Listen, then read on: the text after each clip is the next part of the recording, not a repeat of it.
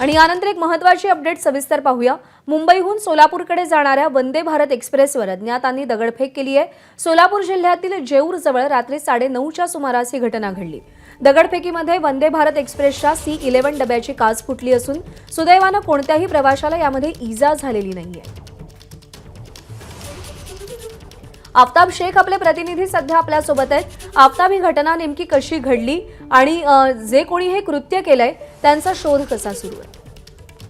प्रज्ञा, काल रात्री 9:30च्या सुमारास मुंबईहून सोलापूरकडे निघालेली ही वंदे भारत एक्सप्रेस होती आणि जेऊर नजीक, जे सोलापूर जिल्ह्यातलं गाव आहे, जेऊर नजीक दगडफेकची अज्ञात लोकांनी ही दगडफेक केलेली आहे। दगडफेकीचं नेमकं कारण काय हे अद्याप स्पष्ट झालं नाही किंवा आरोपी जे त्यांचा शोधही लागलेला नाहीये। मात्र या दगडफेकीमुळे वंदे भारत एक्सप्रेसची सर्वात सुरक्षित आणि लक्झरियस गाडी मानली जाते, त्या गाडीच्या काचा फुटलेल्या आहेत आणि ज्यावेळेस दगडफेक झाली त्यामुळे अचानक हा सगळा प्रकार घडल्यामुळे एकच गोंधळ जो आहे तो प्रवाशांमध्ये उडालेला होता।